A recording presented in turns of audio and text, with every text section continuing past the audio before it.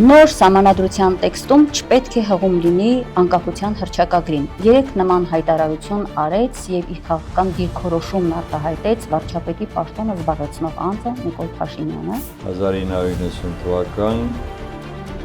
Խորհրդային Միությունը արդեն գնում էր դեպի փլուզման, դրանք համազգային նշանակության խնդիրներ էին։ Արցախի վերամիավորումը Հայաստանի հետ, դա ցեղասպանության միջազգային ճանաչման հարցը, ազգային մտածելակերպ ունեցող մարդիկ հայերը դեմ են այս իշխանության, ինչքան էլ իրենց գլուխ գովան չգիտեմ, ես են կարել ասֆալտ են գցել, ճանապարհ են կառուցել եւ այլն, նրան պետք է հեռացնել իշխանությունից։ Ես ուզում եմ հասկանամ, ինչ է նշանակում իրական Հայաստան։ Եթե քեզնից թշնամին ամեն րոպե կտոր տանի, դու ասելու ես ընդամենը իրական Հայաստան եմ ուզում։ Տկարները եւ ես չգիտեմ ինչ ասեմ, ապիկարները եւ այլն։ Հիմա ասում են Մինսկի խումբը եկեք լուծարենք, որովհետեւ այլևս այդ հարցը չկա։ Դուք եք որոշելու 120,000 ժողովրդի փոխարեն։ Ինչու Արցախը հայտնվեց Ադրբեջանի տարածքում, ինչու Նախիջևանը հայտնվեց Ադրբեջանի տարածքում։ Հայկական կողմը տանուր չի տվել իր փաստարկների տեսանկյունից։ Նա եկավ ու ասեց ես 0-ից եմ սկսում այս բանակցային գործընթացը։ Դու 0-ից ես սկսում, հələ մի հատ գայել, մի հատ գոնե +1 ունենայի։ Դու հիմա ունես -100։ Դե 0-ից սկսեց իշահ Ադրբեջանի, ասում էին 120,000-ն է կարևոր թե 3 միլիոնը, չէ, եկեք 3 միլիոնի ժертվա տանք 120,000-ին, որ փրկենք 3 միլիոնը, կամ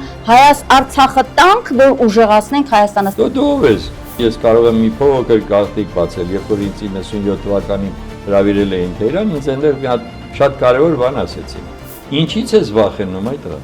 Ալիևից։ Ահա, եթե քո գլխին, քո ժողովրդի գլխին ֆոսֆորային ռումբ գցեցին իրենք, որը միջազգային բոլոր կոնվենցիաներով արգելված էր, դու բոլոր իրավունքները ունեիր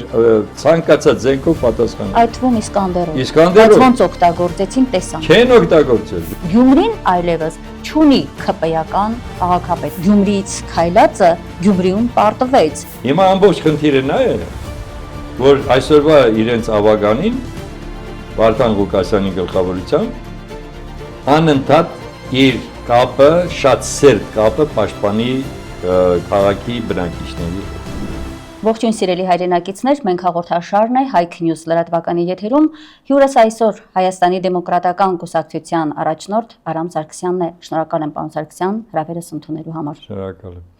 հրավերի համար։ Նոր սահմանադրության տեքստում չպետք է հղում լինի անկախության հռչակագրին։ Երեք նման հայտարարություն արեց եւ իր քաղաքական դիրքորոշումն արտահայտեց վարչապետի պաշտոնը զբաղեցնող անձը Նիկոլ Փաշինյանը։ Իսկ հռչակագիրը այն փաստաթուղթն է, անկախության մեր հռչակագիրը, որում ամրագրված է Արցախը Հայաստանին միավորվելու Հայաստանի Հանրապետության Գերագույն խորհրդի որոշումը եւ Հայաստանը սատարում է Օսմանյան Թուրքիայում եւ Արևմտյան Հայաստանում հայոց ցեղասպանության միջազգային ճանաչման գործին։ Այս ամբողջը արձանագրված է մեր անկախության հռչակագրում։ Որպեսզի հասկանանք, թե իրականում մենք ինչի հետ գործ ունենք, երբ հնչում են նման հայտարարություններ, ես պիտի ձեզ առաջարկեմ փոքր-ինչ հետայացք։ Ձգենք, գնանք դեպի 1990 թվական, երբ ընդունվեց մեր անկախության հռչակագիրը եւ հարցս այսպեսին է, պարոն Սարգսյան, ինչպես ի հայտ եկավ եւ ինչու կարևորվեց անկախության հռչակագիրը որպես կարևոր փաստաթուղթ եւ հենց այս գաղափարը, հա, որը արկա է Արցախի հետ կապված, հայոց ցեղասպանության փաստի արձանագրման հետ կապված, ինչու կարևորվեց այդ շրջանում այս երկու կարևոր շեշտադրումները, որտեղ պետք է գտնեին անկախության հռչակագրում։ Շատ բարդ ժամանակ էր 1990 թվական Խորհրդային Միությունը արդեն գնում էր դեպի փլուզման, իհարկե ոչ ոք չէր պատկերացնում, որ այդպիսի բան է կատարվելու, բայց արդեն հասկանալի էր, որ Գորբաչովի գալուց հետո, որի հետ ես անձնական շատ խոր անհամաձայնություններ եմ ունեցել եւ արտահայտվել է, երբ որ ես եմ իր հետ շփվել, բայց այդ ժամանակ արդեն պարզ էր, որ Խորհրդային Միությունը վերակառուցվելու է։ Այսինքն 1990 թվականի ապրիլի 3-ին ընդունվեց օրենք Խորհրդային Միության կազմից դուրս գալու վերաբերյալ եւ բոլորին ովքեր հասկանում էին թե ինչ է նշանակում քաղաքականությունը, պարզ դարձավ, որ այդ օրենքով դու իրավունք ես ստանում ինչ պայմաններով դուրս գաս խորհրդային միության կազմից։ Այսինքն ինքը կարող էր արդեն դառնալ անկախ հանրապետություն կամ առնվազն հանրապետություն, որը հիմնականում անկախ է բոլոր բնակավարներում, բացի 1-2 արտաքին հարաբերություններ, պաշտպանություն եւ այլ եւ այլ։ Եվ այդ ժամանակ, երբ որ հայոց համազգային շարժումը անվան տակ եղավ փոփոխություն, կուսակցած, որ շարժումը եղել է հայոց համազգային, դրանում կասկած չկա, որպես կուսակցություն արդեն ուրիշ հարց է։ Համենայն դեպս դա մեծագույն ուրեմն արժանինքն էր այդ գերագույն խորհրդի, որը ընդունեց այդ հռչակագիրը, շատ պարզ պատճառով, պարզ էր, որ պետք էր ամրագրվեին համազգային նշանակություն ունեցող խնդիրները։ Ես ուզում եմ հատուկ շեշտեմ այսօրվա այս անգամ չգիտեմ սրանց անունը ինչ տամ։ Ուրեմն դրանք համազգային նշանակության խնդիրներ էին։ Արցախի վերամիավորումը Հայաստանի հետ, դա ցեղասպանության միջազգային ճանաչման հարցը, դրան պետք էր գումարվեր Սփյուռքի պահպանությունը որպես հայապահպան գործունեություն, որը հետագայում արվեց, եւ իհարկե Սփյուռք-Հայաստան փոխհարաբերությունները, որոնք նույնպես ապագայում եղան։ Այսինքն ինքը հռչակագիրը հնարավորություն տվեց եւս մեկ անգամ հայի ինքնությունը զարգացնելու ուղղությամբ, որովհետեւ դա շատ կարեւոր հանգամանք է, եթե դու չես խոսում քո պատմության մասին, հաշտվում ես այսօրվա իրողությունների հետ եւ մոռանում ես թե ինչին է իր ասել, ուրեմն կնշանակի դու այլևս քո ինքնությունն ես կորցնում։ Հիմնականում վերադառնալով սրանց, ինչ-որ չափով, ինչն է պատճառը, որ ազգային մտածելակերպ ունեցող մարդիկ հայերը դեմ են այս իշխանության, ինչքան էլ իրենց գլուխ գովան, չգիտեմ, ես են կարել, ասֆալտ են գցել, ճանապարհ են կառուցել եւ այլն, համազգային խնդիրները ուրանալը հենց դա է պատճառը, որ այսօրվա դրությամբ այսպեսի իրավիճակ է ստեղծվել, որ ժողովուրդը մերժում է այս իշխանությանը։ Սա կարևորագույն հարցն է եւ դրա համար հռչակագիրը ունի անվերապահ ամենաբարձրագույն նշանակությունը եւ չի կարող պատահել միայն այս պատճառով, որ ինքը ուրացավ հռչակագրի այդ սկզբունքներին, նրան պետք է հեռացնել իշխանությունից։ Ուրացումների շարքը իհարկե շարունակվում է, Արցախի ուրացումն է, Արցախյան շարժման ուրացումն է, բայց ես ուզում եմ եւս նրա մտքից հետեւյալը ցիտել, ասում է անկախության հռչակագրի տեքստը նորից ուսումնասիրել եմ, կարդացել եմ, տեքստը այն մասին է, որ Հայաստանի Հանրապետության անկախ պետականություն չի կարող լինել։ Ըստ Նիկոլ Փաշինյանի հռչակագիրը հակահայկական է, հակապետական է, այսինքն եթե կա այդ փաստաթուղթը, մենք չենք կարող երբեք ունենալ պետականություն։ Ես կխնդրեմ մեկնաբանեք սա, եթե իհարկե մեկնաբանելի է։ Գիտեք, ցավում եմ, որ մենք պետք է այդպիսի տկար մարդու, տկար մտածելակերպը մեկնաբանենք, որովհետև ել եմ կրկնում, պետականությունը հաստատվում է, երբ որ դու ամբողջ ազգային գաղափարախոսությունը փորձում ես դարձնել քո սեփականը եւ իրացնես նրա գաղափարների այդ գաղափարները իրացնես։ Այսինքն ինչ է նշանակում պետականություն չունենք։ Ուրեմն իր պատկերացմամբ, այս տկարի պատկերացմամբ իրական Հայաստան։ Ես ուզում եմ հասկանամ ինչ է նշանակում իրական Հայաստան։ Ուզում եմ լավ, հլը մի հատ փորձեմ հասկանալ, էլի։ Իրական Հայաստանը դա ինչ է նշանակում։ Գաղափարախոսություն ի դեպ։ Այո, ինչ է նշանակում։ Այսինքն որ վաղը դու թողնես միայն Երևանը, այդ իրական Հայաստանը դա քո պարծանքն է լինելու, որ դու իրական Հայաստան ունես։ Եթե քեզնից թշնամին ամեն րոպե կտոր տանի, դու ասելու ես ընդամենը իրական Հայաստան եմ ուզում, այսպիսի հոգեբանությամբ, այսպես կոչված փիլիսոփայությամբ կարելի է ունենալ պետություն։ Իհարկե չի կարելի։ Այսինքն վաղը այդ իրական Հայաստանի մեջ կարող է նաև չլինել հայկական այսօրվա Հայաստանի որևէ մասը, Սյունիքը վաղը կարող է կտրվել, ասել Սյունիքը հանած, իրական Հայաստանը իր համար ցանկալի տարածք է։ Իրական Հայաստան, Արցախը չկա,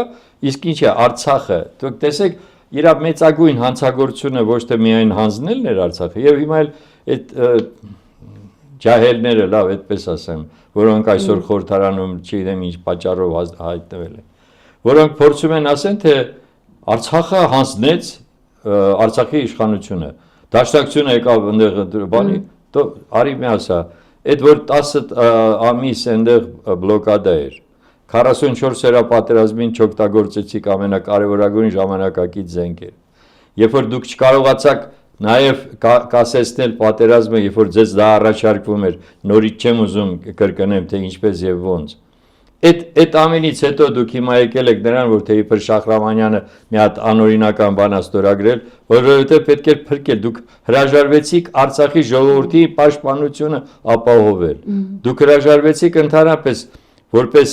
ուրեմն Հայաստանի հայրենիքի մի մաս այդ հողը պաշտպանել, այսինքն այս ամենը թողած հիմա խոսում եք նրա մասին, թե այ նրանք մի հատ թուղթ էին ստորագրել, բայց ինչի չմնացիք, չկռվեցիք, ո՞նց կռվեին։ Չէ՞ որ հայ ժողովուրդը պատերազմում հաղթել է, երբ որ դա ամբողջովին միասնական էր ժողովուրդը, համազգային էր այդ ամբողջ պայքարը, հասկանում եք 94 թվականի հաղթանակը հենց դրանով էր պայմանավորված, եւ երբ որ ում մտքով կանցներ, որ ասեին, թե չէ, արցախցիներ դուք եք ուզում անկախություն, գնացեք կռվեք ձեզ համար, ում մտքով տենց բան կաներ։ Իհարկե։ Առավել եւս որ արդեն կար 89 թվականի դեկտեմբերի 1-ի որոշումը Գերագույն խորհրդի, արդեն միացում գաղափարը պետք է, այ ինչ որ չի արել նախկին բոլոր այդ 3 իշխանությունները, դա իհարկե նաեւ որ պետք էր 94 թվականին առնվազն 94-ին, նո առաջինը ընդհանրապես չէր ընդունում, որ կարող է նա անկախ լինել, չգիտեմ ինչ մտքերից ելնելով, բայց 94-ին, երբ որ գնացին Բիշկեկում ինչ ստորագրելու, դե պարտադրեին Ադրբեջանին, որպեսզի նա համաձայնվել, իսկ դա համաձայնվելու էր, որտեղ իրոք շատ խայտարակ վիճակում էր, որ այլևս Լեռնային Ղարաբաղի Հանրապետությունը ձեր կազմում չի։ Բայց հրադադար ստորագրվեց ընդհանրապես։ Այո, ընդհանրապես հրադադար։ Այո, որը կարող է անընդհատ, այսինքն հրադադար, այս պահին հուրը դադար էր, բայց լինելու է շարունակական, ինչը մենք տեսանք անցած բոլոր տարիներին։ Ուրեմն նշանակում է, որ մեր մեղքն է, որ 94-ին դա չեն կարել, բայց դա չի նշանակում, որ բացի դրանից պահպանվել է Արցախը, պահպանվել է որպես Լեռնային Ղարաբաղի Հանրապետություն իր բոլոր ատրիբուտներով, եւ նա արդեն ինտեգրված է եղել Հայաստանի կազմի մեջ։ Այսինքն լինելով չճանաչված, նա պետություններ կան, չէ՞ չճանաչված աշխարհում, բայց պետություններ են համարվում։ Բացի դրանից այդ ամբողջից մի կողմ միակ կոնֆլիկտն էր, երբ որ ԵԱՀԿ Մինսկի խումբ է ձևավորվել, ԵԱՀԿ-ն ձևավորեց Մինսկի խումբ այս կոնֆլիկտը կարգավորելու համար։ Այսինքն սա պետք է հասկանալ, սա պետք է գնահատել։ Հիմա այս տկարները եւ չգիտեմ ինչ ասեմ, ապիկարները եւ այլն։ Հիմա ասում են Մինսկի խումբը եկեք լուծարենք, որովհետեւ այլևս այդ հարցը չկա։ Դուք եք որոշելու 120,000 ժողովրդի փոխարեն թե ինչը կա, թե ինչը չկա։ Բայց այդ ամբողջ հարստությունը, որ թողնվել է Արցախում, հոգեվոր, մշակութային եւ նյութական հարստությունը թողել է, դա ինչ, մենք հրաժարվում ենք ու վերջ, միսին գաղափար կա իմիջիալոց։ Բա ադրբեջանցիները տենց ասել են, որ մենք 30 տարի իրենց մոտ ուրեմն օկուպացրել ենք, չենք օկուպացրել, երբ այլ։ Սա շատ լուրջ հարց է, երբ որ դուք 1992 թվականին այն բոլոր իրավական գործողությունները, որ իրականացրել է հայկական կողմը, դուք դրան ագրեսիայով եք պատասխանել, դուք Սումգայիթով, Բաքվով, Կիրովաբադով եւ այլն, այդ ամեն ինչով եք պատասխանել, ստացել եք պատերազմ եւ պատերազմում պարտվել եք։ Սա տարբեր բաներ են եւ երբ որ այդ հողատարածքները ազատագրվել են, դրանք էլի նորից հետևանք են այդ ագրեսիայի։ Հիմա հարց է առաջ գալիս։ Մենք ագրեսիա ենք կազմակերպել Ադրբեջանի դեմ, երբ որ նա 20 թվականին հարձակվեց Արցախի վրա, ոչ։ Բայց Փաշինյանի քաղաքականությունը տանում է դրան, որ Հայաստանը փաստորեն ագրեսոր է ճանաչվելու։ Ինչին ուզում է հասնել նաև Ադրբեջանը։ Ինքը հիմա արդեն հասավ դրան։ Ինքը նրանով որ ասեց, որ վայ, այդ քոնն է եղել, դուք հասկանում եք, ես ամբողջովին այնքան բաներ արել, որ այս մնացած ինչ որ իրանք փորձում են գլուխ գովել, այդ ամեն ինչ անիմաստ է։ Ինքը ճանաչելով, որ իբր թե առաջին ինքը ով է որ ճանաչեր։ Դուք հասկանում եք, դա որևէ իրավասություն չունի, Վաղ այդ ամբողջը չեղարկվելու է, որովհետև ոչ խորհրդարանն է դա հաստատել, ոչ սահմանադրական դատարանն է քննարկել, ոչ ժողովրդի հանրաքվեն է եղել։ Դու ես որ դու ասեիր, որ ուրեմն Արցախը Ադրբեջանը եւ վերջ։ Երբ որ այդ ամբողջ մարդ, որի դեպ պարոն Սարգսյան հիշենք, հա, ասում էր ես արցախցիների անունից ոնց կարող եմ որևէ ինչ-որ բան հայտարարել, այո, ինչ են ընտրել, դա ասում էր 2019 թվականին, բայց 20 թվականի պատերազմից հետո արդեն ամբողջությամբ շեշտադրումները փոխվեցին։ Հիմա հարցը գալիս է հետեւյալ, ժողովուրդն ասում է, բա լավ, Բա ինչու աշխարհը տենց ընդունեց։ Աշխարհի շատ հետաքրքիր է, թե Հայաստանը ոնց կապրի, թե ոնց չի ապրի, հա, իրանց գլխացավանքից ազատվեցին ավելի լավ։ Էս ասեց էս մեկը, էս տղան։ Գնաց Պրագայում ասեց, որ Ադրբեջանինն է։ Դե ասին այ մոր, դե որ դու այս ասում, ուրեմն իրանցն է, մենք էլ գործ չունենք դրա հետ։ Նույնը ասեց Ռուսաստանը, նույնը ասեց Արևմուտքը, Մակրոնը։ Չեք ուզում կռիվ տակ ձեր երկրի համար։ Մենք պետք է գանք ձեր փոխարեն պատերազմանենք։ Այս ամբողջը պատմության մեջ հիշվելու է եւ իրենք բոլորը պատասխան են տալու։ Որ պատասխանն են տալու դա այլ հարց է։ Պարոն Սարգսյան, որ ասում եք Ադրբեջանը, մի փոքր ուզում եմ Ադրբեջանի դիրքորոշումը հետեւյալ առումով դիտարկենք։ Իրենք տարիներ շարունակ ասել են եւ շարունակում են ասել, եւ Փաշինյանի ձեռքով ուզում են դա հաստատել, որ Հայաստանը օկուպացրել է տարածքներ։ Չեք կարծում, որ այստեղ կա նաև տարիների մեր մեղքը հետևյալ առումով։ Մենք շատ քիչ ենք խոսել այն մասին, այն իրավաքաղաքական պատմական փաթեթի մասին, այսինքն մենք անկախությունից ի վեր պետք է անդադար բոլոր այդ բանակցությունների ժամանակ գնայինք այդ փաթեթով, ներկայացնելով 1920 թվականից ի վեր Բյուրոյի հայտնի որոշումից սկսած, թե ինչ կատարվեց, որ այսպես եղավ, ինչու Արցախը հայտնվեց Ադրբեջանի տարածքում, ինչու Նախիջևանը հայտնվեց Ադրբեջանի տարածքում, եւ եթե մենք այդ երկու կարևոր շեշտադրումներն անենք, այսօր Ադրբեջանը չէր ասի, Արցախն էլ է իմը, Նախիջևանն էլ իմ պատմական տարածքն է, դե տեսեք Հայաստանը մեջտեղում խանգարում է, ում ես պիտի կիսեմ Հայաստանը, Սյունիքն էլ է իմը։ Մի խոսքով այդ ամբողջը արևմտյան Ադրբեջան մեր մեղքով նաև չի եղել այդ մեծ բաց թողումը բանակցություններին ինչու չենք ներկայացրել անհրաժեշտ ծանրակշիռ պատմա իրավական փաթեթով։ Ես որոշ բանակցություններին մասնակցել եմ որպես նախագահի խորհրդական արտաքին հարաբերությունների գծով եւ հետո էլ մասնակցել եմ արդեն 2001-ից 7 թվականներին, երբ որ Միացյալ Նահանգների եւ Ռուսաստանի համապատասխան մարմինները Դարտմության կոնֆերանսի շրջանակում մեզ հրավիրել էին Մերձ Մոսկովյան Սնիգիրիում, այդտեղ մենք տարին 2 անգամ հանդիպում էինք ադրբեջանցիների հետ։ Դա նաև մեզ հետ էր իհարկե Արցախի առանցին պատվիրակությունը։ Դա միակ ֆորմատն էր, որտեղ ադրբեջանցիները նստում էին արցախցիների հետ նույն սեղանի շուրջ։ Ես ես կարող եմ միանշանակ ասել, ոչ մի բանակցությունների ժամանակ եւ ոչ էլ այդպիսի այդ հանդիպումների ժամանակ հայկական կողմը տանուլ չի տվել իր փաստարկների տեսանկյունից, բայց խնդիրը այլ էր։ Ես ուզում եմ այդ պարզությունը մտցնեմ։ Մինսկի խմբի համանախագահները, երբ որ ես իրենց օրինակ ուղիղ հարց տվեցի, ասում եմ, լավ, դուք ինչ եք միայն գալիս մի հատ էս առաջարկը բերում եք այն առաջարկը։ Եկեք վերցրեք ձեզ վրա այսպես կոչված Տրետյեսկի դատավորի ուրեմն ֆունկցիան եւ փորձեք ասել, որ ով է ճիշտ, ով է սխալ, ելնելով այն փաստարկներից պատմական եւ իրավական, որոնք կան, պարզ է, չէ՞։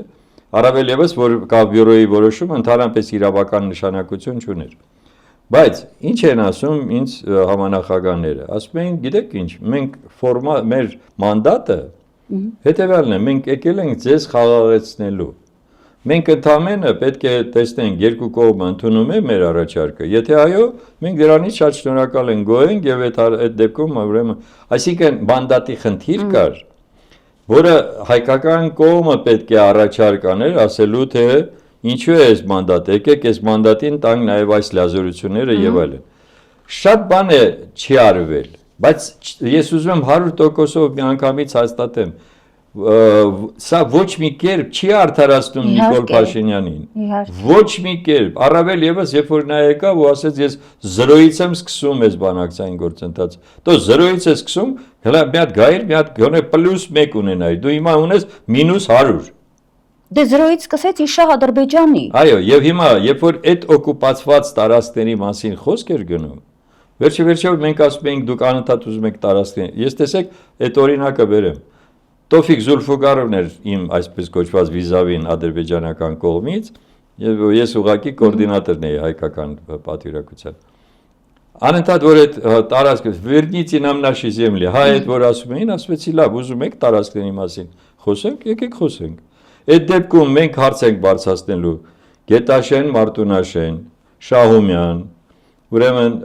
Մարտունու եւ Մարտակերտի այն հատվածները, որ մնացել է ձեզ մոտ, եւ Նախիջևան։ Այս Նախիջևանի ժամանակ սրանք թռնում էին տեղից։ Այսինքն մենք ասում ենք ուզում ենք տարածքներ եք ասում, չէ՞։ Ճիշտ է կլիներ որ բարձրացնել հայկական կողմը։ Ասեցի, եկեք տարածքները քննարկենք։ Այդ դեպքում ես նաև հարց կբարձրացնեմ, թե դուք ոնց եք ուրեմն խախտել Ղարսի եւ Մոսկվայի պայմանագրերը, որը մեզ համար ընդունելի չէր, բայց դա չի նշանակում, բայց անգամ գործող պայմանագրով դուք էլի դա եք խախտել։ Օրինակ, Նախիջևանը ձեզ տրված էր որպես պրոտեկտորատ։ Հա, դուք հովանավորն էիք այսպես կոչված։ Ինչ արեցիք։ Ընդամենը մի քանի տարի հետո դուք հայտարարեցիք, որ դա ձեր անկախտելի տարածքներից է եւ ուրեմն մխրճեցիք ձեր տարածքի մեջ։ Իսկ իրականում նա պետք է մնար որպես ինքնավար հանրապետություն, որը չէր մտել Ադրբեջանի կազմի մեջ։ Բայց Ադրբեջանը կլանեց։ Ադրբեջանը կլանեց եւ ոնց կլանեց, ոնց հայկական 47-50% բնակչությանը այնտեղից տեղահան արեցին սովետական տարիների ժամանակ։ Շատ խորամանկ ձևով։ Մենք շատ միամիտ կամ մենք շատ, չգիտեմ ինչ ազգ ենք, որը չի ուզում իզուր տեղը կռվի մեջ մտնի, չի ուզում ուրեմն նրանց հետ ինչ որ վեճի մեջ մտնի։ Սա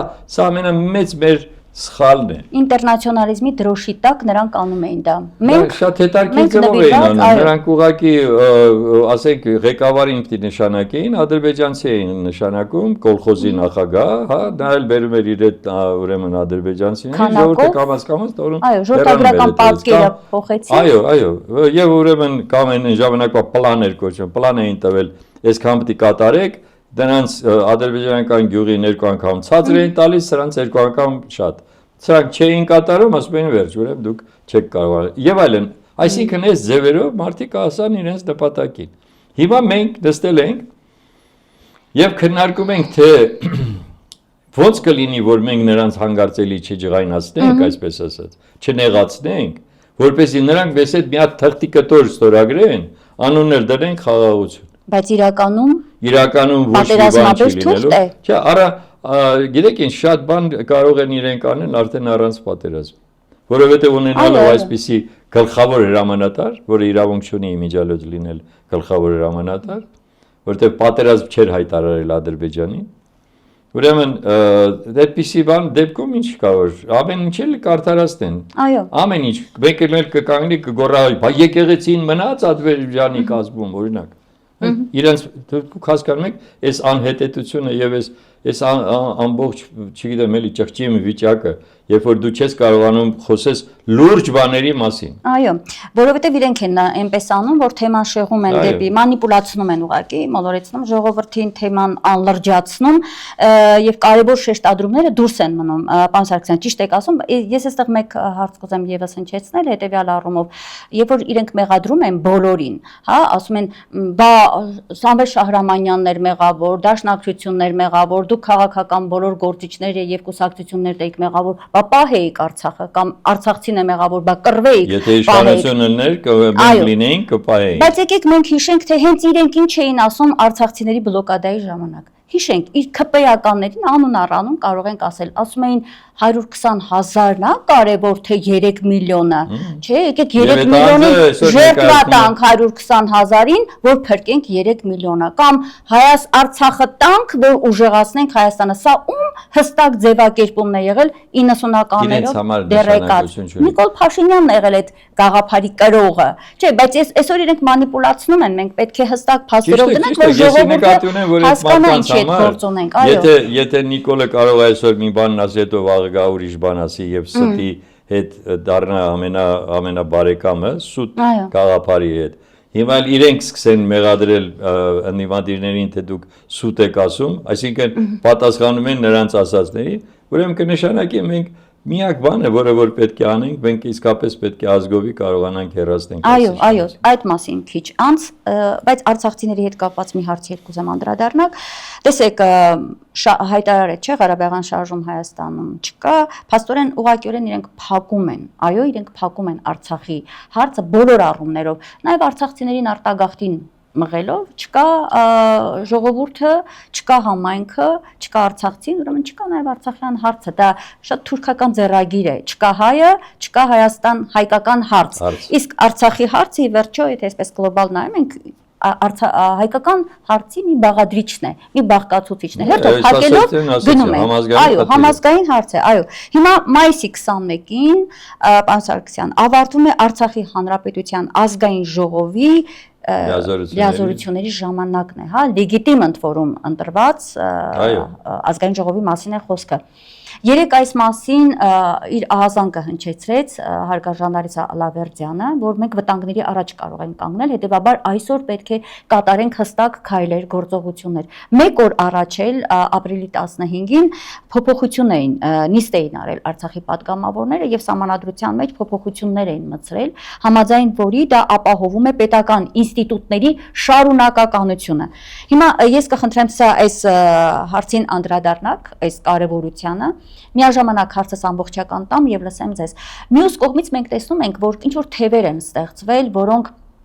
ասում են պետք է ասենք Շահրամանյանը հրաժարական տա, պետք է հեռանա, որ խնդիրը լուծվի,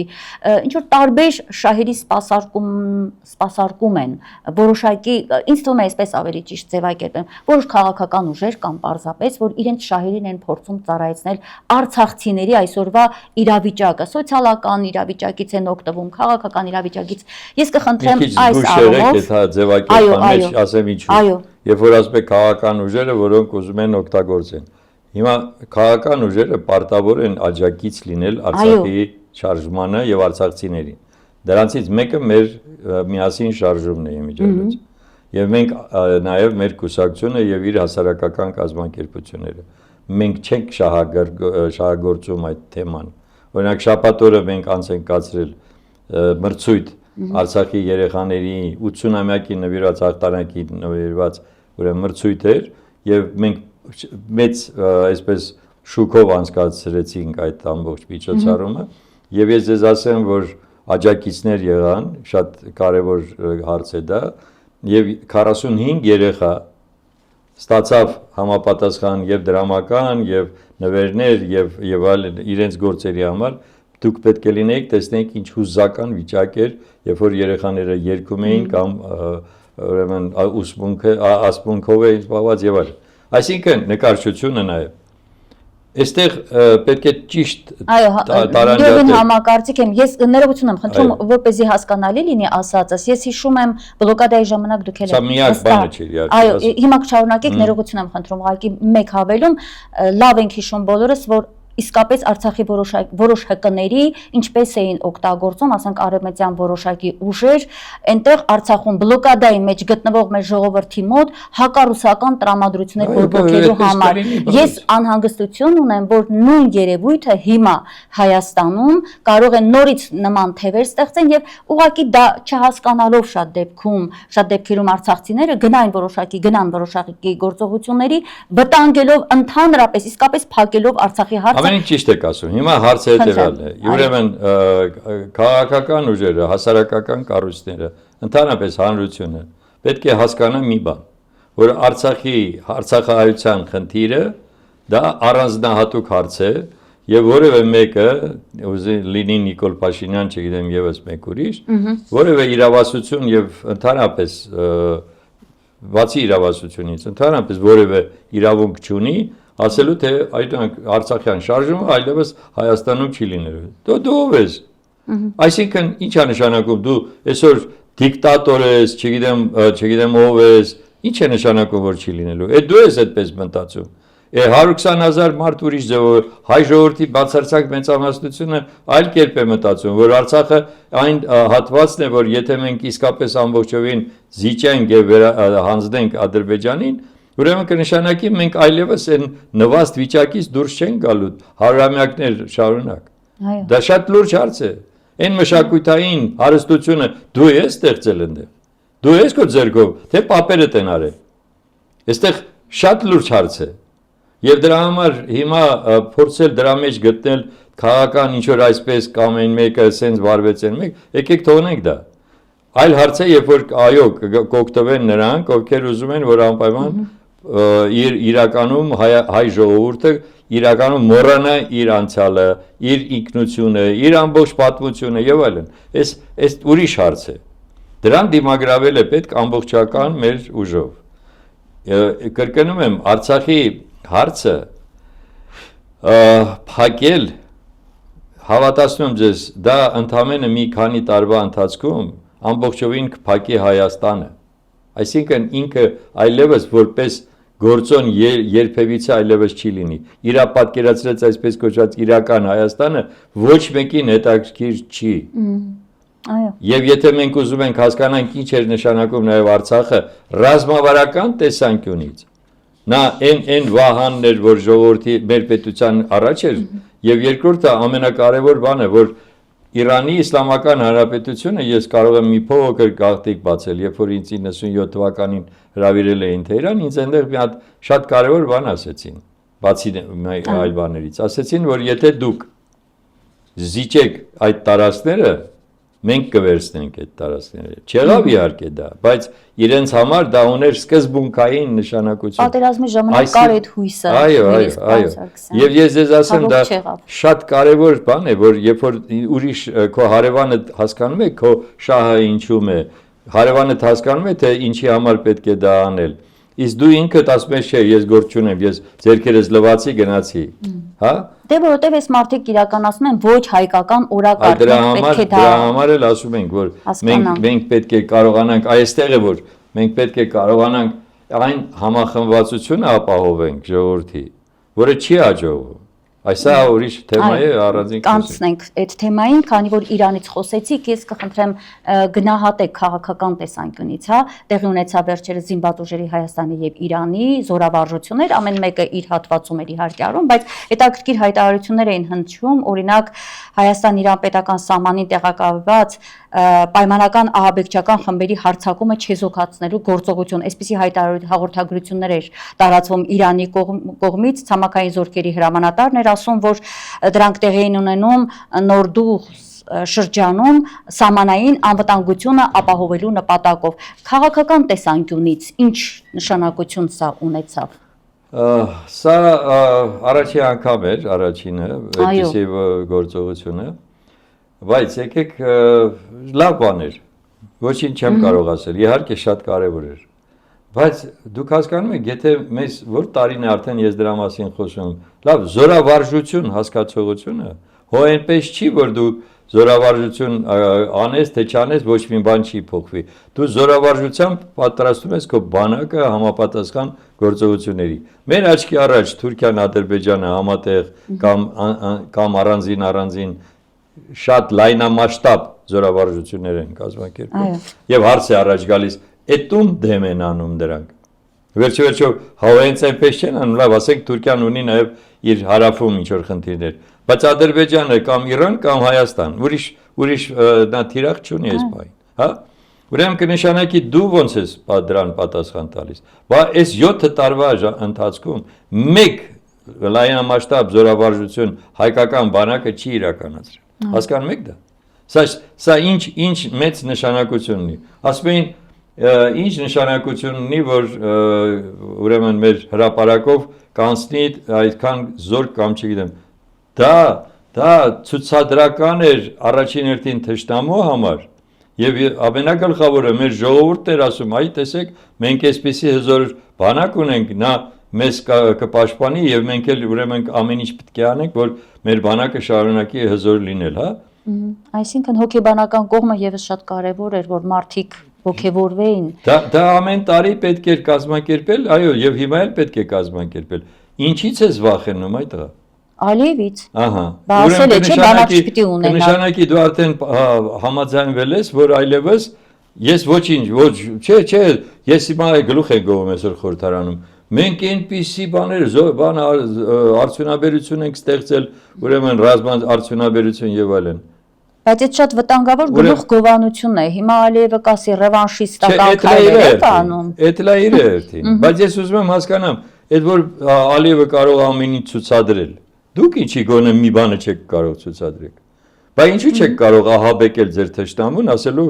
խելոք մնա, ձենդ կրած նստի տեղը, թե չէ ես ես կօգտագործեմ։ Այո։ Ինչի 20 թվականին ամենահզոր զենքերը չօգտագործեցիք։ Ինչու։ Պայմանավորվել էիք, ես միշտ այդ օրինակը բերում եմ, եթե քո գլխին, քո ժողովրդի գլխին ֆոսֆորային ռումբ գցեցին իրենք, որը միջազգային բոլոր կոնվենցիաներով արգելված էր, դու բոլոր իրավունքները ունեիր ցանկացած զենքով պատասխանել։ Այդ թվում Իսկանդերով։ Իսկանդերով։ Բայց ոնց օգտագործեցին տեսանք։ Չեն օգտագործել, ժողովուրդ ջան, եկեք հասկացեք այդ բլեֆը, Իսկանդերը չի կարող 10%-ով կրակել։ Դուք հասկացեք այդ հիմարությունը արձագանքեց դրան։ Այդ հիմարությունը չի կարող լինի, դա վարկաբեկում էր ռուսական զենքը, որը հիմա օգտագործվում է Ուկրաինայի ֆրոնտում։ Այսինքն, եթե Իսկանդերը ճիշտ ուղարկվեր, իսկ դրանք շատ լավ գիտեին, որ Իսկանդեր մենք ունենք։ 4 դիվիզիոն, բացահայտ եմ ասում։ Ուրեմն, եթե նրանք օգտագործեին, այդ պարագայում ամբողջովին Ադրբեջանը ուղղակի կզած կգար ներողություն արտահայտությամբ։ Այսինքն որ ասում են զենքեր չունենք, մաշված է, չգիտեմ, ժանգոտ է եւ այլն, հենց ադրբեջանական տեսանյութերով է ապացուցում հակառակը։ Ուրեմն, տեսեք, եթե Իսկանդերը խփեր եւ նաեւ Գազակի մեր Կիրովաբադի օդանավակայանին, այնտեղ F-16-ներն էին կանգնած Թուրքիայի։ Ուրեմն դա կլիներ մեծագույն հարված նաեւ Թուրքիային։ Եթե նրանք խփեին օդանավակայանին եւ տեղը գտնեին, թե որտեղ են այսպես կոչված այդ բայրակտարների այսպես բանը, նույնպես ամբողջովին կվերջանար այդ պատերազմը։ Էլ չեմ խոսում նրա մասին, որ այո, եթե պետք լիներ, Բաքու Ջեհյանն էլ պետք է խփեիք։ Դա ասվում էր, չէ, անցած տարիներին միշտ այդ մասին ասում էր, բայց որևէ կարևոր խաղաքարտ չօգտագործվեց պատերազմի ժամանակ։ Կամ դու քաղաքական կամք չունես, կամ դու գիտելիք չունես, կամ դու չգիտեմ ինչ չունես, այդ չի ինձ հետաքրքրում։ Ինձ հետաքրքրում է այն, ինչ որ դու չես արել։ Եվ դրանով հարվածի տակ ես դրել մեր ամբողջ ժողովրդին, մեր պետությանը տասնյակ հազարավոր ուրեմն զոհեր ենք մենք տվել եւ սպանված եւ վիրավոր եւ այլն։ Այս է խնդիրը։ Դրա համար այսօրվա իրանց բոլոր այսպես կոչված ռելացիաները, թե մենք էս ենք արել, ենք արել, զրո, ոչ մի նշանակություն չունեն մեզ համար։ Իրեւ պարոն Սարգսյան, զորավարժություններին գալով, եթե Ադրբեջանը եւ Թուրքիան զորավարժություններ են անում, թուրքական զորքը զինված ուժերը անհրաժեշտ քանակով մնում են տվյալ հատվածում, չեն հեռանում։ Հիմա եթե դառնանք Իրան-Հայաստան, հա, զորավարժությանը, ինչի մասին Իրանը քանի տարի նաև պատերազմից առաջ էր ասում, եկեք անենք զորավարժություններ, եւ նա Իրանը հասկանում էր, թե դա ինչ կարեւորություն ունի։ Հիմա չգիտեմ, արեցին իրարից հեռավորության վրա այդ զորավարժությունները, դա ուղղակի հայտարարություն էր, գործնական ինչ կտա, թե չէ, չէ կարող ասել։ Պատկերացնենք։ Բայց ներողություն խնդրում հարցս, հա, ռազմաբազա ստեղծելու այսպիսի առաջարկներ են անում Իրանի կողմից։ Լուրջ է դա, ճիշտ է, պիտի ընդունեն, թե ոչ։ Գիտեք ինչ, Սյունիքում։ Այո, գիտեմ։ Սկսենք նրանից, որ եթե ինքը պետությունը ինքնաբավ չի, ուրեմն անընդհատ նայում է, թե ով իրեն ինչ որ մի բան կտա։ Մենք արդեն ունենք ռուսական ռազմաբազան այստեղ, մենք ունենք ուրեմն մի շարք ուրեմն բաներ, որոնք որ այսքան տարի, այսքան տարվա ընթացքում ապահովել են մեր անվտանգությունը Թուրքիայի կողմից։ Բայց մենք ունենք Նախիջևան, որտեղ ռազմաբազա է արդեն թուրքական, ամբողջովին Թուրքիայի ուրեմն ղեկավարության տակ է, անգամ նրանց 5-րդ բանակը, որը որ տեղակայված է Ադրբեջանի 5-րդ բանակը, նույնպես ենթակա է Թուրքիային։ Այնտեղ ամբողջովին փոխվել է իրավիճակը։ Ժողովուրդը մնացել է այնքան, որքան որ պետք է սպասարկի այդ ամբողջ եղած բաները։ Հիմնականում դա է, մնացածը գնացել են Թուրքիայում աշխատանքի։ Ինչ է անում Թուրքիան այդ տեսանկյունից։ Իր գլխավոր խնդիրը ո՞րն է։ Ոչ թե Սյունիքն է գլխավոր խնդիրը, այլ Սյունիքի միջոցով, կլանելով Սյունիքը, ամբողջ թուրքալեզու պետությունները միավորել են։ Արդեն բոլորը գիտեն դրա մասին։ Նրանք էլ չեն թաքցնում։ Ամբողջ հետաքրքրությունը նրանն է, որ այդ մարդիկ ասում են եւ անում են։ Այսինքն դուք արդեն գիտես ինչ է ուզում ինքը անի, դու ասում ես, չէ, դες բան չի կարող լինի, չի կարող լինի, քայլ առ քայլ անում են մարդիկ։ Այո։ Ուրեմն հիմա այդ միջանցքի հարցը, որը անունը դնում են միջանցք, հա, այդ միջանցքը դա Աստված չանի, որ մենք թույլ տանք, որպեսզի այդպիսի անգամ մի ճանապարհ դրանք հիմա ունենան, որովհետև Թուրքին այս մի մատի այսքան տեղը տաս, ցերկդ կտանի։ Ինչու, ես ուղղակի ասեմ, որտեղ ժողովրդին ասում են, դե լավ, ինչ է եղել, թող գան, մենք էլ առևտուր կանենք, մենք էլ էս կանենք, եղբայրում հետ եք ուզում առևտուր անենք։ Այն մարդիկ պլան ունեն, հստակ ծրագիր ունեն եւ նպատակ ունեն։ Ասում են, եթե ավտոճանապարհը ընդամենը տանք, պատկերացրեք, եւ անվերահսկելի, իրենք պահանջում են, որ անվերահսկելի, ոնց որոշել ենք, այդպես էլ պետք է գնա հասնի տեղ։ Հիմա այդ ընթացքում պատկերացնենք, իրենք են կազմակերպել որոշ ուրեմն սադրանքներ են արել, մի մեքենա չացելա կամ պայթելա կամ չգիտեմ ինչ է եղել։ Ինչ անելու Ադրբեջանը եւ Թուրքիան։ Դուք չեք կարողանում անվտանգությունը մեր ուրեմն տրանսպորտի ապահովել, մենք պետք է ինքներս վերցնենք դա ապահովենք։ Հա? Եվ դա դուք արդեն մտեք պատերազմական գործողությունների մեջ։ Կամ պիտի թույլ տանք, որ թուրք-ադրբեջանական բանակը մտնի Հայաստան։ Ապրեք։ Եթե թույլ տվեցիք, ուրեմն դա դառնում է ինչ, արդեն տարածքը օկուպացվում է։ Այդ դեպքում 300,000 ադրբեջանցին, որը իբր թե իրենց պատկերացմամբ իրավունք ունեն գալու Հայաստան, նույնպես իրավունք ունեն մտնեն այնտեղ Սյունիքում ապրելու։ Այսինքն այդ դեպքում, տեսեք, աբսուրդը ինչումն է, էլի, որ առաջինը 300,000 ադրբեջանցի երբևիցե Հայաստանում չի ապրել։ Դեպի հիմա թիվը ավելացել է, 400 են արդեն ասել։ Հա, կարող են 500 էլ ասել։ Եվ որովհետև ստեղից ոչ մեկը ծպտուն չի անում։ Ուրեմն ընդամենը 129, 130 ու 150,000-ի մոտ եղել են ադրբեջանցիներ, որոնք եկվոր են մեր տարածքում եկվոր են եղել, նրանք այստեղ չեն բնակվել դարեր շարունակ։ Ուրեմն նրանք իսկ մեր հայերը, որոնք այնտեղ ապրել են, իրենց բնորանում են ապրել։ Տարբերությունը դա է։ Եվ այնտեղ 700,000-ից ավել, անգամ 1 միլիոն են ասում, 700,000-ից ավել հայ է ապրել իր հողերի վրա։ Այո։ Հիմա դուք ո՞նց եք այդ ամբողջը թողել մի կողմ, ընդ որ դուք ասում եք, ինչու մենք չենք ներկայացնում պատմական եւ այլն եւ այլն։ Հիմա սա է, այն փաթեթը բերեք դրեք, ասեք հլա այդ մեկ։ Երկրորդը, որպեսզի այդ հարցը մի անգամից փակեք։ Անգելա բանի Ալմաթայի դեկլարացիայի հետևից, հա։ Միակ մարդն է եղել, որը Ալմաթայի դեկլարացիան հիշել է։ Տասնյակ 100 անգամ արդեն ասեցինք, պատասխաններ էինք պատրաստել, տեղեկանքներ ենք արել եւ դա տպագրվել է մեր խմբի կողմից եւ այլն։ Ասում ենք Ալմաթայում ընդամենը իրենք ստորագրել են գոյություն ունեցող սահմաններով։ Այո։ Գոյություն ունեցող այն ժամանակ այդ սահմաններում Ադրբեջանի սահմաններում Արցախ չի եղել։ Որովհետև նա իր իրավունքն է օգտագործել եւ դուրս է եկել Ադրբեջանի կազմից, որը դուրս էր գալիս Խորհրդային Միության կազմից։ Ուզում ասեմ, այս մանիպուլյացիա, որ անդադ սիրում են արդեն խոսել դրա մասին, հենց այդ մանիպուլյացիաների շնորհիվ է, որ այսօր այսպիսի իրավիճակ է ձևավորվել մեր հասարակության մոտ։ Այո, շնորհակալ եմ, շատ հետաքրքիր ներկայացրեցիք այդ պահը, որտեղ ժողովրդի մոտ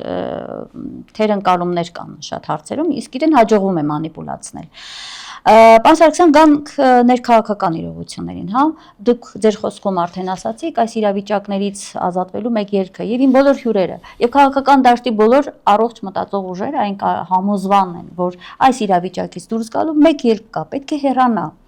Բայց ինչպես, ամենակարևոր հարցն է, ինքը հեռացողը չէ, պիտի հեռացնել, բայց ինչ գործիքակազմերով, սրա մի փոքր անց կանդրադառնանք, բայց հիմա եկեք անդրադառնանք նախ Գյումրիին։ Մինչ ընտրությունները Գյումրիում ՔՊԱ-կանները ասում էին 50% ձայն են ունենալու, կգաք հաջորդ օրը մեզ շնորհավորելու։ Հիշում եք, չէ՞, Սարիկ Մինասյանն էր ասում։ Ընտրություններից հետո ՔՊ-ն անմիջապես հետո ընդունեց ընտրությունների արդյունքները, ասում են մենք հաղթել ենք, վերջերս էլ մարզպետներ լրագրողների հետ խոսում, ասում են բա հաղթել ենք, բա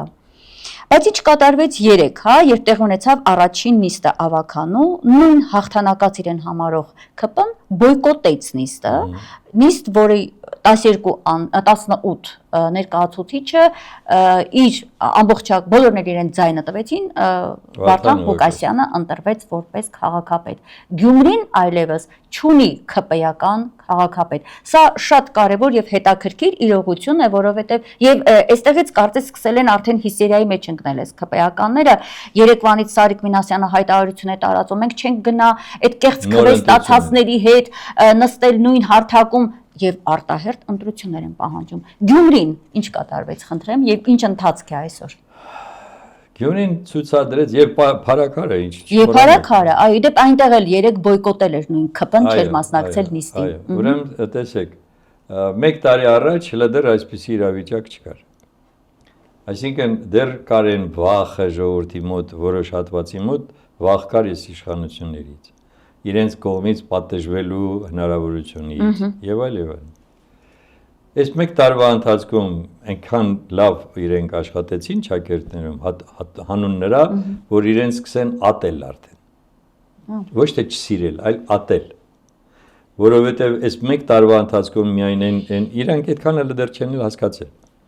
Այն ինչ որ իրենք անընդհատ զիջեցին եւ անընդհատ փորձեցին արդարացնել ինչ որ հիմարություններ դուրս տալով, ժողովուրդը վերջով հասկացող ժողովուրդ է, տեսավ չէ, էսի չեն անում լավ, վաղնան մեր գլխին է գալու այդ ամեն ինչը։ Եվ այդ դեպքում Գյումրիում եղավ հետեւյալը։ Մարդիկ ճիշտ էր որ նրանք այդ պահին միավորված չէին եւ մեկ անձով չէին։ Դա շատ հետաքրքիր միջազգային մեխանիզմ։ Ասենք ինչու, որովհետեւ եւ դա դարձել են իրենց համար, այ տեսակ խապեցին ժողովրդին, չեն խապել, ասել են ԿՊ չպետք է լինի։ Եվ դրա համար իրեն գնացել են առանց, դա էլ է տեխնոլոգիա։ Գնացել են առանձին, ստացել են իրենց ընտրողների ձայները եւ բայց իրենք բոլորը, այդ բոլոր այդ նիվանդիրները հայտարարել են, որ մենք ամեն ինչ անելու ենք, որ չլինի ԿՊ քաղաքապետ։ Պարզ ասել են։ Հիմա որպեսզի դրան հասնեն, պարզ է որ հիմա ո՞նց եղավ, որ իրենք հաղթեցին։ Հələ մի հատ պատկերացրեք, 35% հավաքեցին։ Այդ ո՞նց եղավ։ Վերջով բոլորս լավ գիտենք, որ Հայաստանում իշխանությունը միշտ ահռելի արտոնություն ունի, հա։ Եվ նաև ունի համապատասխան ադմինիստրատիվ ռեսուրս, ունի նրանց ովքեր լափամանի կողքը, ինչպես իրենք են սիրում ասել, կան իրենց օգտվում են այդ բոլոր բարիքներից եւ այլ եւ շատ շահագրգիռ են, որ այս իշխանությունը մնա, որովհետեւ իրենք ինչ որ մի բան ունեն դրանից, շահ ունեն։ Ուրեմն դա չբավարարեց։ Այո, շատ դեպքերում ասում էին, որ ամբողջ այդ վերջերս էլ հայտարարեցին, շենքերի անուններ կա, թվեր կա, որոնք գոյություն չունեն։ Բնակարաններում էլ մարդիկ են գրանցված, որոնք դարձյալ գոյություն չունեն։ Այո, եւ բացի դրանից 20-30 հոգու կարող են այն բնակարաններում, այն տներում գրանցեն, որոնց տերերը վաղուց հեռացել են եւ այնտեղ չեն ապրում։ Եվ այլն, հիմա այդ բոլորը չուզեցին նորից բացահայտելու, որտեղ բավարարում էր, որպեսզի ընտրվեն, հետո նոր, այո, ես գտնում եմ, որ հետո քաղաքապետարանը պարտավոր է լինելու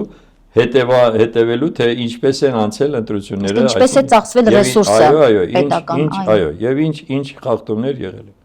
Հիմա ինչից են իրենք այսպես վախեցած, որ արդեն հասկանում են, կապ չունի թե ով է այսօր ընդդիմադիր դաշտում, գլխավորը նա է, որ ժողովուրդը ինքը չի ուզում իրենց։ Այո։ Եվ անգամ այնց որ ինչ որ այսպես մեկը մյուսին չի կարողանում ընկալի, չի իրար դեմ են դուրս եկել ընդդիմադիր դաշտում, չեն կարողանում համախմբվեն եւ այլն, դա էլ ոչինչ։ Ես ձեզ ասեմ, մեղավոր միտք եմ ասում, ասենք թե հիմա որ չլներ այն մարդիկ, ովքեր իրոք իշխանությունում եղել են նախկինում, հա, պարլամենտում լինեին այլ մարդիկ, մենք, մյուսները, որոնք չեն եղել եւ պատասխանատվություն չեն կրել։ Այսինքն նախկինների պիտակը չկար, ինչ էիք ասելու։ Դուք վան, էս է կարել, են է կարել, հա։ Գտնեին մի բան։ Հա, չէ,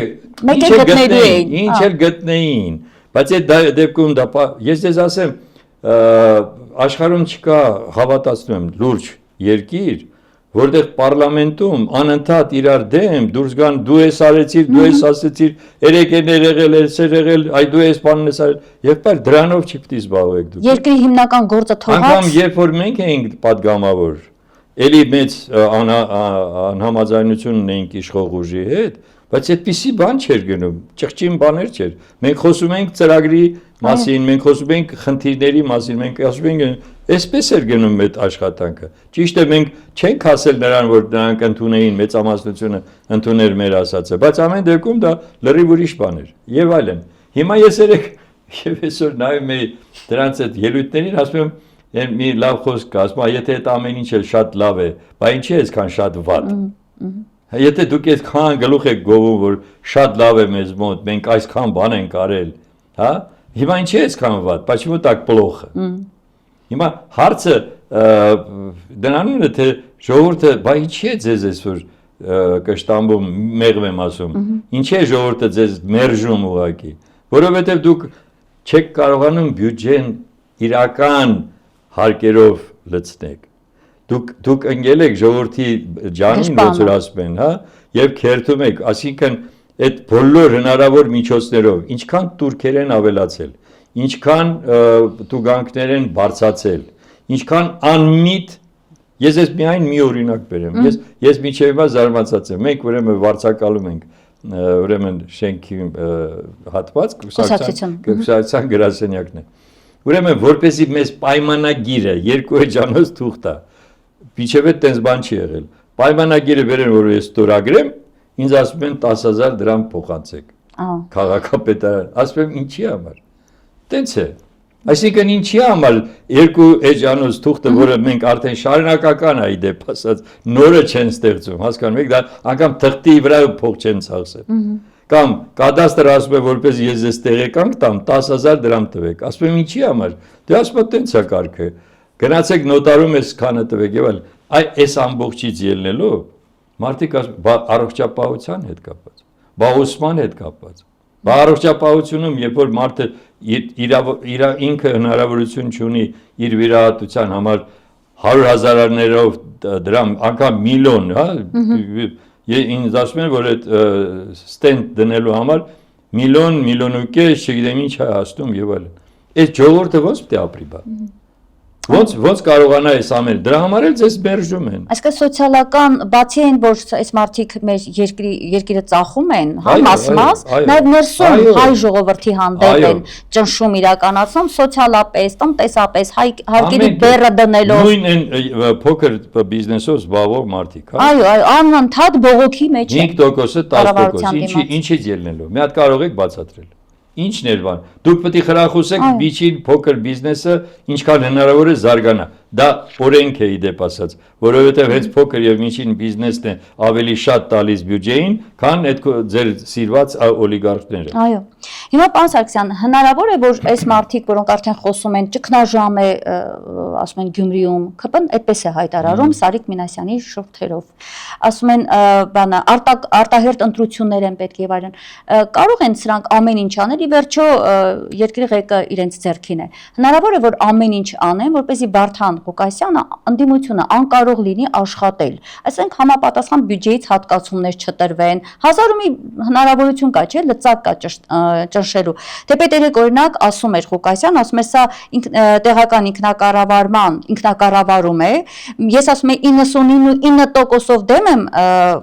նրա նկատի ունի Փաշինյանի վարած քաղաքականությանը, բայց տեղական ինքնակառավարումը այլ բան է։ Այսինքն ինքը կարծես թե փորձելու է որոշակի այսպես համաձայնության գալ իշխանության հետ, հասկանալի չի կարող այլ բան լինել։ Բայց հնարավոր է որ այնուհանդերձ ԿՊ-ն կարողանա ձախողել եւ հետո ասել այ տեսեք գնացիք բերեցիք ձեր սիրելի ընդդիմությանը, որը պարտություն է։ Պարտության է բոլոր ոլորտներում քանդում է Գյումրին, չգիտեմ, ճգնաժամի է հասցրել եւ այլն, խնդրեմ։ Հրանտը Բագրատյան շատ պոպուլար ձևով բացատրեց, որ օրենքին համապատասխան ոչ թե ուրեմն 5 թե 10 համարյա 5%-ի չափ է մնում այն հավաքած գումարներից քաղաքին։ Քան ուրեմն բոլոր մնացածը տեղափոխվում է բյուջե, երկրի բյուջե, հա։ Հիմա ասում եմ որ լսեք, Ինչի եք հետո որոշում սուբվենցիա, սուբսիդիա, դոտացիա, իմաստը ո՞րն է։ Այդ մարդիկ հավաքել են իրենց գումարը։ Շատ լավ, 40%-ը թողեք իրենց, որ այլևս իրենք ձեր դուրը չգան ասեն, ես ինչի համար այսքան փոքր դուր։ Երկրորդը, մենք հասկանում ենք, որ իհարկե կենտրոնական իշխանությունը պաշտպանության, առողջապահության, դպրոցի եւ այլ բաների համար գումար պետք է ունենա, հասկանալի է, դրա համար 60%-ը ձեզ։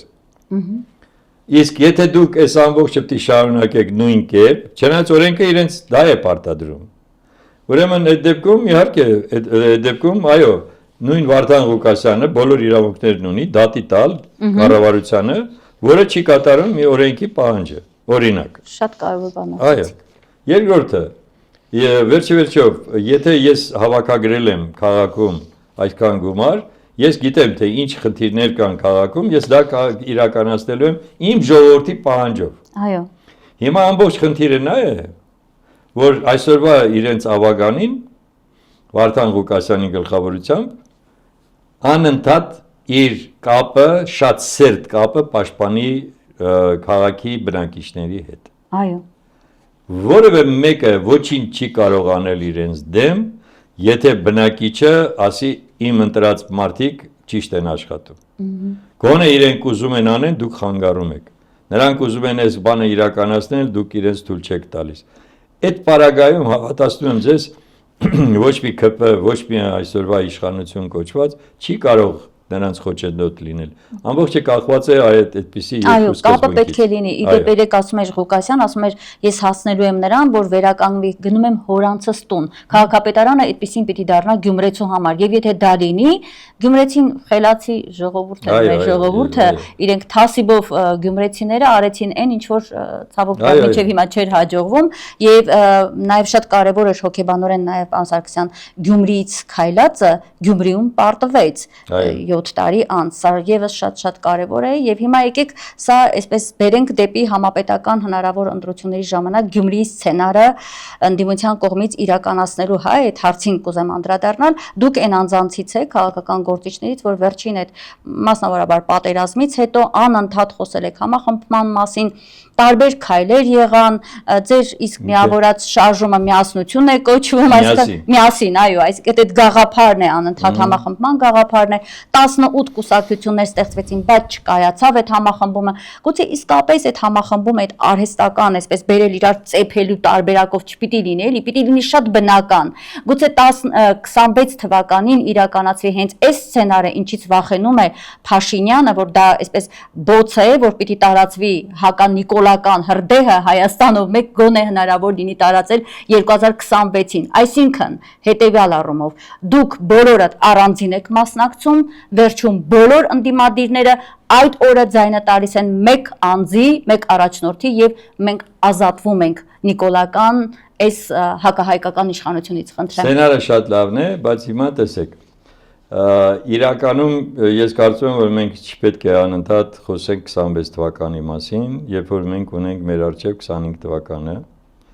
որովհետև իրավիճակը եւ իրադարձությունները այնպես են զարգանում մեր կամքից դուրս, որ մենք ցավոք սրտի շատ ահռելի վտանգի առջև կարող ենք կանգնել։ Աշխարհը փոխվում է մեր աչքի առաջ։ Ես չեմ հեռանում ձեր հարցից, ուղղակի որտեղ շատ կարևոր բան է դա։ Ամեն ինչ կախված է նրանից, թե ինչպես են Տրամպը, Պուտինը եւ Սի Ցզինպինը իրար հետ պայմանավորվելու։ Պարզ պիտի խոսենք։ Այո։ Մարդիկ ոչ թե նրանք հիմա բաժանելու են աշխարհը, այլ որոշելու են, թե ինչ աշխարհակարգ պետք է գործի։ Սա շատ մեծ տարբերություն է։ Որովհետև Յալտան բաժանեց այս քեզ, այս ինձ, այն մեկը։ Հիմա այդպես չի կարող լինել, այլ կլինի հետևյալը, որ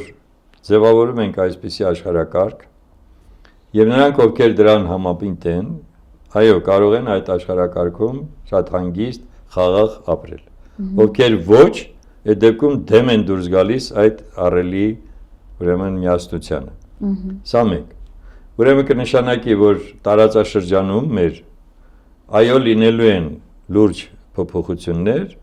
ամեն ինչ կախված է նրանից, թե Հայաստանը ինչպիսի տնտեսական, տեսեք, ես ոչ թե քաղաքական եմ ասում, այլ տնտեսական ծրագրերի մեջ է ներգրավելու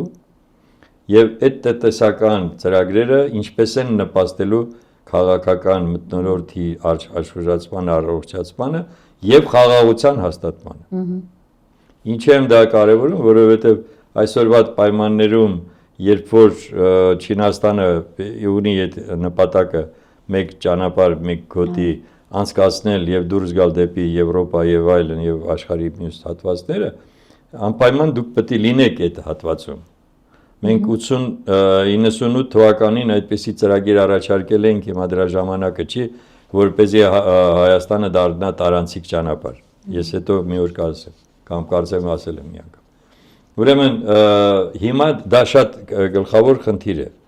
Եթե Աբխազիայի ճանապարհը, տեսեք, հիմա եմ ասում, Աբխազիայի ճանապարհը շատ արագ, որտեղ Վրաստանը արդեն հասկացել է բոլոր վնասները եւ արդեն հասկացավ, որ Եվրոպան իրենց չի սպասում ի տարբերություն հայ ժողովրդի մի հատվածի, որ հələ դեռ հուսով է, որ Եվրոպավոր գնանք, մենք արդեն ոչ մի բան չի լինելու։ Ուրեմն Վրաստանը նորից շարունակում է, արդեն սկսում է նորից վերականգնել իր հարաբերությունները Ռուսաստանի հետ, եւ եթե Աբխազիայի ճանապարհը բացվեց, ամբողջովին փոխվում է այստեղ իրավիճակը նույնպես։ Որովհետեւ տրանսպորտային այդ միջոցների բաց լինելը արդեն նշանակում է, որ այլևս կարելի է չվախենալ այն կոմունիկացիաներից, որոնք միակողմանի են լինելու։ Որտեղ դուք Ադրբեջանով շատ ուղղակի չեք կարող պատկերացնել, որ դուք կարող եք դուրս գալ դեպի Ռուսաստան։ Հայ Աբխազիայով, Վրաստանով կարող եք։ Ուրեմն սա շրջափակումից դուրս գալու մի ճանապարհ է։ Այսինքն միջանցք կոչված Զանգեզուրի միջանցքի այդ գաղափարը դուրս է թողնում։ Այո, բացառվում է։ Հենց դրանով։ Այո, հենց դրանով։ Որովհետև այն ժամանակ դուք կարող եք իրենց ասեք, եթե դու ուզում ես քո Նախճեվանի, իբր քո Նախճեվանի հետ կապ ունենաս, արի Ղազախով մտի Իջևան, Իջևանից արի եւ այլն, կամ արի Գյումրի, Գյումրիով ուրեմն Վանաձոր եւ այլ եւ այլ։ Այսպիսի իրավիճակ կա, հիմա ինչ վերաբերում է թե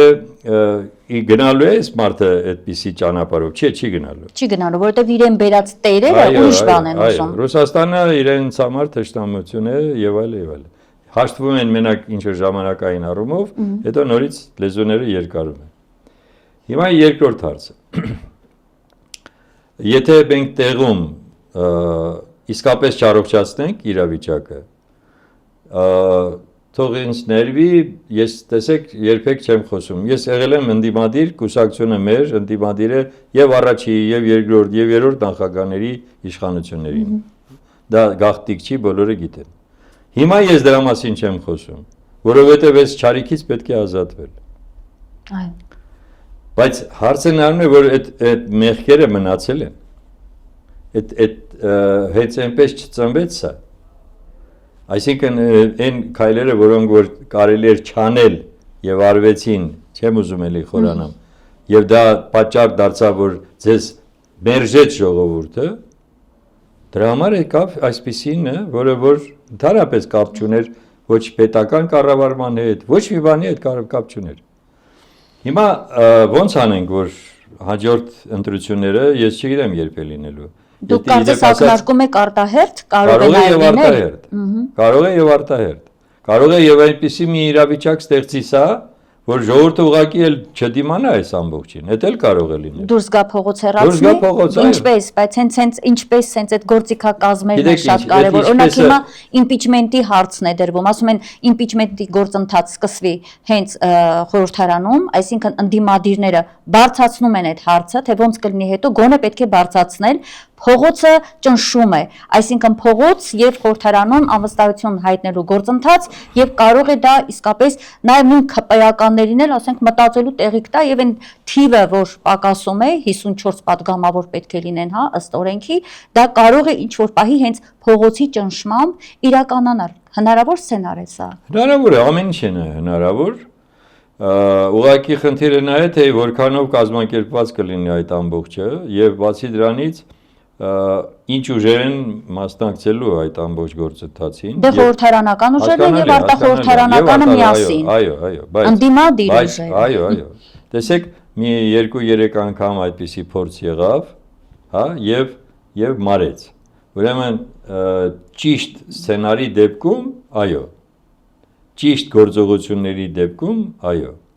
Այսինքն ո՞նց եղավ որ Նիկոլը դարձավ վարչապետ։ Բերեց ժողովրդին կանգնացրեց, այդքան մեծ քանակ չէր եւ ստիպեց այդ падգամավորներին քվեարկել իր կողմ, իր տեխնացիան կողմ, հա։ Ինքը այդպես է վարվել։ Այսինքն որևէ մեկը չի կարող ասի, այ վայ, էսի չեք անում մեր Չինքը հայտարարի չլինեն ես, չի լինի Հայաստանը վարչապետ չի ունենա։ Նույնիսկ այդ մոդելը փորձում ենք Գյումրիում էլ կիրառել։ Այո, հիմա Սարիկը չի լինի, ոչ ոք չպիտի լինի։ Հիմա ասենք թե ինչու չի լինում, որովհետև նաև չկա ընդդիմության կողմից ներկայացվող վարչապետի տեխնացու։ Առաջնորդ, այո։ Դա ընդ որում օրենքով է, այդ ձևաչափի մեջ պետք է անունը լինի։ Ես ընդհանրապես դեմ եմ մեկ անձի վերաբերյալ այդպիսի ուրեմն մոլորության մեջ մտնել եւ նույն լազորություններով իշխանությունը հանձնել մեկ ուրիշին։ Ես դրան բացարձակ դեմ եմ, որովհետեւ այս լազորություններով, որը օժտված է լինելու կամ օժտված է այսօրվա վարչապետը, նույն ձևով դուք ուրիշին եք տալիս, դա հիմարություն է։ Բա ոնց պիտի լինի, օրենքն է դա պահանջում, հասկանում եմ, օրենքի մեջ պետք է համապատասխան փոփոխություններ անել։ Երբ հասցնենք անենք ընդդիմադիրները, երբ պիտի հասցնենք։ Հենց ընտրությունից հետո, բա իհարկե, բա ոնց։ Եվ ես Բայց մինչ այդ պետք է, չէ, որ առաջնորդը լինի, անվանական։ Այսպես պայմանավորվենք, հա, թիմի կողմից առաջադրված անձը, որը բոլորի կողմից կլինի ընդունելի։ Բա ուր է այդ անձը մինչև հիմա 4 տարի։ Մի վարքյան։ Բայց այդ թիմը արդեն պետք է նաև ներկայացնի, թե ով է լինելու ապագա կառավարությունում։ Սա շատ կարևոր հանգամանք է։ Այսինքն անդամներին։ Այո, եւ երկրորդը կառավարության։ Ով է լինելու հանրապետության նախագահ, որովհետեւ եթե այսպիսի նախագահ լինի, ավելի լավ է չլինի։ Այդ ինստիտուտը այսօր ընդհանրապես փող է կլանում։ Այո։ Ուրեմն կնշանակի որոշակի լազորությունների նաև վերաբաշխում պետք է լինի։ Սա լուրջ հարց է։ Ես այդ քննարկումը չեմ կարողանում տեսնել։ 1. Երկրորդը, եթե ասենք թե ձեր ասած impeachment-ը դժվարություն է, ապա կոնսոլիդացիայի տեսանկյունից եւ գեներացիայի տեսանկյունից 200,000 ստորագրություն հավաքելը, որպեսզի դուք գնաք եւ ուրեմն դրանով իսկ հանրակրվեով անվստահություն հայտնեք այս իշխանություններին, նույնպես շատ կարևոր բան է, քայլ է, որովհետեւ ընդամենը 1-2 ամսվա պատմություն է դա։ Ստորագրավակ կազմելը։ Դրա համար ես կարծում եմ, որ նույն այդպիսի տեխնոլոգիաները զուգընթաց պետք է լինեն։ Եկեք ընտրենք, բայց մենք հիմա առաջարկում ենք, արձագանք չենք ստանում։ Ասում ենք, հասկանում եք, ժողովուրդը այդ որ տեսնի, որ այդքան ստորագրություններ են հավաքված հանրապետությունով, ինքը արդեն իսկ հավատով են լցվելու։ Բայց քանի անգամ ստորագրություններ հավաքվեցին տարբեր հարցերի հետ կապված, Արցախի հետ կապված, այնտեղ մնաց։ Չէ, գուցե ուղղակի պետք է ուղղակի խորհրդարանական ընդդիմությունը վեր կենա եւ սկսի impeachment-ի գործընթացը։ Ասում են, բա ոնց կլինի, ներուժ չունենք ներսում, հասկացանք չունենք, բա աշխատեք։ Մարդիկ էլ ասում են, օրինակ վերջերս իմ հյուրը Նարեկ Մալյանն էր, ասում է, այդքան որ գնում եք գարեջուր եք խմում ԿՊԵ-ականների հետ, ձեռի հետ էլ համոզեք։ Մենք ասում ենք մարդկանց գիտենք, ասում ենք ԿՊԵ-ականների, որոնք ասում են, դուք սկսեք իրավիճակը կարող է այնպես լինի, մենք միանանք, որտեղ լիքը կոմպրոմատներ կա մեր վրա։ Փաշինյանը այնպես է մեզ դրել, բոլորին դրել է իր գրպանի մեջ, չեն կարողանում այդ մարդիկ շարժվել, թեպետ ես անկեղծ ասած նման ԿՊԵ-ականներ չեմ պատկերացնում, բայց մարդիկ կան, որ ասում են աշխատել է պետք, եկեք գուցե սկսենք։ Ուրեմն այդ ովքեր որ այնտեղ հայտնվեցին այդպիսի մի թիմով, նրանք անցել են մի հատ այնպիսի մի կրթական, այսպես կոչված համակարգ, որը ոչ մի կերպ չի համատեղվում մեր պատկերացումներին։ Համաձայն եմ, բայց ոչինչ չանելու։ Չէ, ոչ դրա համար ասում եմ, ես դեմ չեմ այդպիսի գործ, մենք էլ ենք առաջարկել, մենք էլ ենք պատրաստ այդ ամենին աջակից լինել, բայց ես ասում եմ, եկեք նաև այլ տեխնոլոգիաները հաշվի։ Ձեր տեխնոլոգիան որն է, ձեր կոնկրետ 200,000 ստորագրություն եք հավաքում։ Այսինքն սկիզբը սկսվում է դրանով, ինչի համար է հավաքվում։ Ասեմ, անվստահություն հայտնելու, հանրակրվեով անվստահություն հայտնելու համար։ Այդ 200,000-ը դա նշանակում է, որ դուք գնում եք կենտրոնական ընտրական հանձնաժողով, ձևաթուղթ ստանում եւ բաժանում եք հանրապետությունով մեկ, եւ այդ ժողովուրդը սկսում է հասկանալ, թե հանուն ինչի դուք պետք է ներկայացնեք համապատասխան փաստարկները, ինչու եք ուզում այս իշխանությունից ազատվել։ Դուք պետք է ասեք նաև դուք ինչ եք անելու, Դա քարոզչություն է, լուրջ քարոզչություն, ինչը այսօր շատ-շատերի համար մութ բան է։ Բայց դա էլ է շատ լավ, այսինքն դա նորից նույն մեխին ենք խփելու։ Եթե դա ստացվում է դրսում ժողովրդին պատրաստել, այո, ժողովրդին դրսում այդ ստորագրահավաքով տրամադրություններ եք ներմուծում, որ պետք է սկսվի այդ գործընթացը, հետո գալիս է գեներացվում է փողոցը, զուգահեռաբար ընթանում է շատ բարձ սցենար է, պարզապես կազմակերպչական աշխատանք է պահանջում։ Մենք դրա համար ասում ենք մեկ կազմակերպություն, ով էլ ուզում է լինի, չի կարող դա անել։ Մենք գիտենք։ Այսինքն նորից պիտի համախմբման առաջ կանգնենք ու որոշակի, չէ, այստեղ համախմբում չկա, այստեղ բաժանվում է համապատասխան ռեսուրսները եւ նպատակն է հստակ որոշվում, որ մենք խոսում ենք անվստահություն հայտնելու մասին, ընդամենը այդ գաղափարն է։ Դուք կարող եք առանձին գնաք ձեր շրջաններում, ձեր մարդկանց հետ, այդ ուրիշ հարց է։ Այստեղ գաղափարական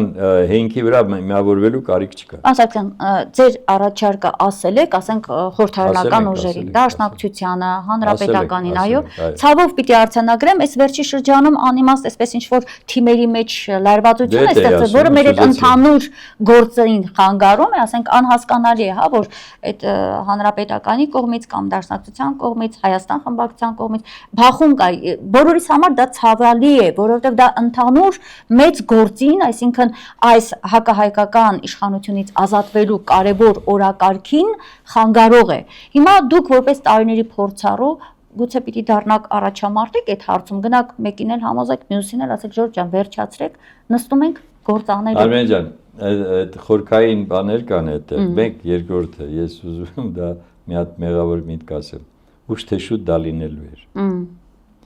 Այդ բախումը նկատի ունեք, եղած հակասությունը ջրի երես կարծես թե ելավ, հա։ Դուրս գալու եւ որովհետեւ պատճառները շատ են, հիմա ես երկրորդ երրորդ նախագահների ոչ միայն երկրորդ երրորդի, առաջինից սկսած, հա, բոլորը ոնց է լինել այդ ամբողջը պիտի ջրի երես գար։ Գուցե մի անգամ դուրս գա ջրի երես բարձրաճրի պրծնենք։ Հիմա օրինակ ես դա հիմա չէի անի, իհարկե։ Դրա համար տեսեք զուսպ ենք մնում, ոչ մի ձայն չենք անում, չենք խառնվում, որտեղ հասկանում ենք, որ այստեղ մեր դերակատարությունը երեք մեր Հրանտը Բագրատյան ասեց, որ ես դիմում եմ 3 նախագահներին եւ այլ։ Լավ, շատ լավ արեց, որը դիմեց։ Ես չեմ դիմում, որովհետեւ ես շատ լավ հասկանում եմ, թե այդ հակասությունների արմատները որտեղից են։ Այսինքն դուք մտածում եք, որ դիմեք միևնույն է ձայն, բարբարո հանապատի, որևէ ազդեցություն չի ունենա, բայց պետք է որովհետեւ այնտեղ գիտակից մարդիկ են իմիջիալոց տարբերությունը այս իշխանությունից, այնտեղ նաեւ մեծ բավական լավ կրթություն ստացած մարդիկ են։ Առավել քան ու կնշանակի նժարին պետք է դնել ոչ թե անձնականը, այլ դնել հայրենիքի ճակատագիրը։ Ազատվել, հետո նոր անդրադառնալ այդ բոլոր հակասություններին, ձևավորել նոր կառավարություն։ Իդեպ ասած, շատ կարևոր հանգամանք է, կրկնում եմ, որպեսզի այդ մեղքերը, որոնք այո եղել են, կապ չունի թե ինչքան, որքան, սա ուղղակի աննախադեպ է։ Ես մի անգամ մի անեկդոտ եմ պատմել, որ մայրը երեխային բերում է դպրոց, մի շաբաթ հետո գալիս է տեսնի ոնց է տեղավորվել, մտնում են ներս, տեսնում է գրած է ուրեմն տաղանդավոր երեխաներ, Միտյան այնտեղ չկա, անցնում է մյուս դասարան, այնտեղ գրված է ուրեմն Ադարյոնն է երեխաներն են ուրեմն, որոնք ավելի օժտված են ինչ որ բաներով, էլի Միտյա չկա, հաջորդը երեխաներն են սովորական, էլի Միտյան չկա, վերջում մի հատ բան է փակցված Միտյա, այսինքն իր նմանը չկա։ Հիմա սրա նմանը չկա։ Դա ասում էր, չէ, մի քանի դասարան նստած մնացել են տգետների, առաջին դասարան 7 տարի, այսինքն մենք գործ ունենք տգետների նաև իշխանության հետ, ցավոք, եւ որից ազատվելը ժամ առաջ բոլորից խնդիրն է։ Շնորհակալ եմ, պարոն Սարգսյան, համապարփակ, շատ հետաքրքիր է հարցազրույցի համար։ Վերհիշեցնեմ իմ հեռուստադիտողներին, մենք տաղավարում այսօր ես հյուրընկալել էի Հայաստանի դեմոկրատական կուսակցության առաջնորդ Արամ Սարգսյանին։ Լավ եղեք, կհանդիպենք։